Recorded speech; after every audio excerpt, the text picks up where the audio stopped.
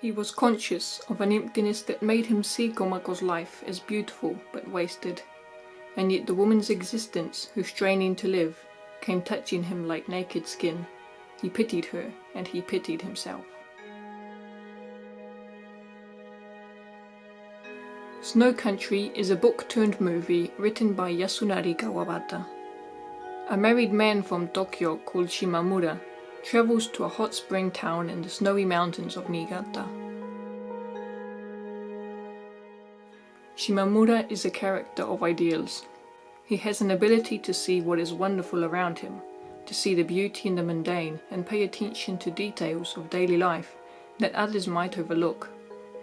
This is a common theme in many Japanese books and characters, but Shimamura takes it much further than what is common even in his own country. At first, these descriptive abilities seem like an admirable skill, like the mindfulness of someone who is in love with the world surrounding them.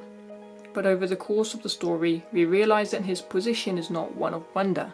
Instead, Shimamura's perception of the perfect little details has made him blind to the bigger picture and even clueless to the reality of the world and people in his life. A ballet he had never seen was an art in another world.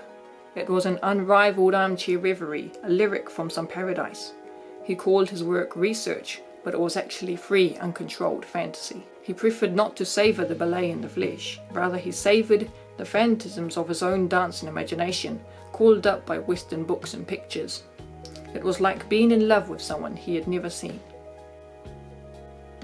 Snow Country is primarily about this character's affair with Komako, a geisha in the small snowy town, and his adoration of Yoko from the train.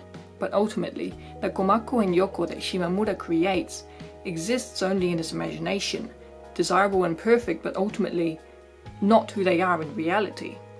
Shimamura imagines who they could be by comparing them to the environment and to nature, as if they were the personification of one attribute that he observed and fell in love with.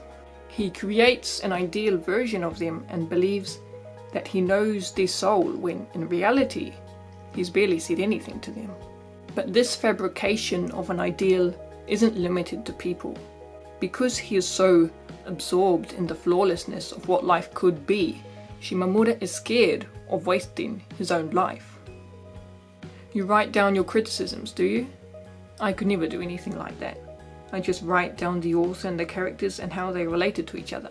That is about all. But what good does it do? None at all. A waste of effort. A complete waste of effort, she answered brightly, as though the admission meant little to her. She gazed solemnly at Shimamura, however. A complete waste of effort. For some reason, Shimamura wanted to stress the point. He becomes hypercritical of the decisions other people make, yet at the same time doesn't do anything himself out of fear of ruining his faultless imaginary. If we don't do anything, if we only think and dream, the idea itself will never have to leave the perfect world of our imagination. Shimamura has placed his ideals of woman, beauty, nature and life, on such a pedestal that he lives disconnected from the world and people around him. Perhaps more importantly, he finds himself disappointed time and time again by the people and things that make up reality. He spends so much time in his own fantasies, wondering what his life should look like, that at times he can't even enjoy his own daily life. Idealism isn't a bad thing.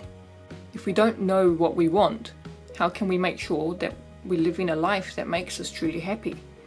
With no dreams, goals or wishes, what gives meaning to our future? We need idealism to improve the world, and we need it to appreciate and feel grateful for the things that we have. But when we take it too far, we lose sight of what's right in front of us. We focus on the future or on the past, the possibilities and the what-ifs, what we could do, what we should have done, who we could have been. But the days keep going by, and before we know it, we're a few years older. Where did our time go?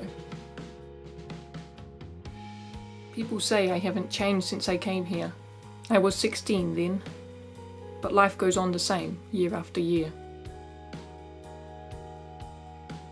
Tokyo people are complicated. They live in such noise and confusion that their feelings are broken to little bits. Everything is broken to little bits. Even life before long. Shall we go to the cemetery? If we compare everything we see and the people we meet to an extreme ideal, we will keep disappointing ourselves. If we're too scared to waste our life, if we want every experience and every moment to be perfect, then we spend too much time in our minds rather than in the present. We get to the end and we realize we haven't really lived at all.